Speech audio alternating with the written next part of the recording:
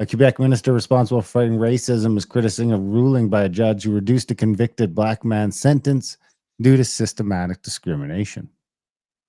In an interview with the Canadian Press, Christopher Skeet said that someone's race should not be a factor affecting sentencing for a crime.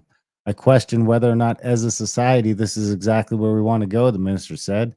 Skeet was reacting to a Quebec court ruling by Judge Magala LePage, who sentenced Frank Paris, 52, to a two-year sentence in late July after he pled guilty to charges of trafficking cannabis and hashish. So first of all, nobody should be going to jail for selling weed when the government's selling weed. Right? Right. The Crown initially pushed for a 4-year sentence. It was surreal to have him walking off the next day and be able to shake his hand.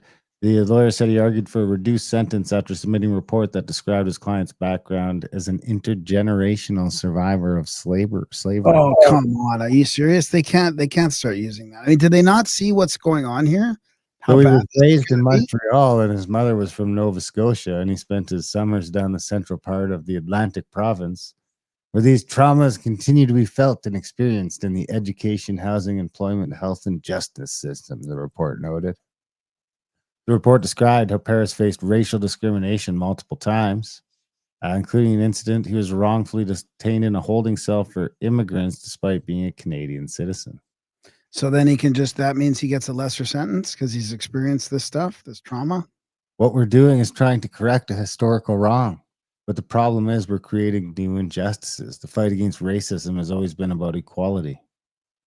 When the judge did what the judge did in Paris's case was apply exactly what case law is required to apply.